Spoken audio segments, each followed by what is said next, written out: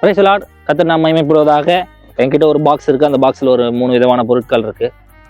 நம்ம அநேக நேரத்துல அழகான பொருட்கள் நம்ம கிட்ட நிறைய இருக்கும்போது நம்ம மற்றவங்களுக்கு கொடுக்க முன் வர மாட்டோம். ஐயோ, என்கிட்ட இருக்கிறதே 3ங்க, நான் எப்படி தர்றது? என்கிட்ட இருக்கிறதே 4ங்க, நான் எப்படி தர்றது அப்படின்ட்டு. ஆனா ஆண்டவர் மற்றவங்களுக்கு கொடு அப்படின்னு சொல்றாரு. இப்போ என்கிட்ட 3 பொருட்கள் இருக்கு. இதை ஒண்ணு நான் மற்றவங்களுக்கு கொடுத்துட்றேன். இதை ஒண்ணு நான் இன்னொருத்தவங்களுக்கு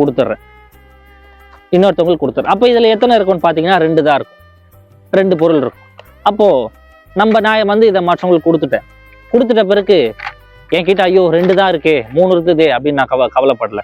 ஆனா நான் அதை கொடுத்துட்ட பிறகு என்னுடைய வாழ்க்கையில பாத்தீங்கன்னா மறுபடியும் கர்த்தர் ஆசீர்வாதத்தை தராரு. பைபிள்ல கூட ஒரு வசனம் இருக்கு, கொடுங்கள் உங்களுக்கு கொடுக்கப்படும் அப்படின்னு.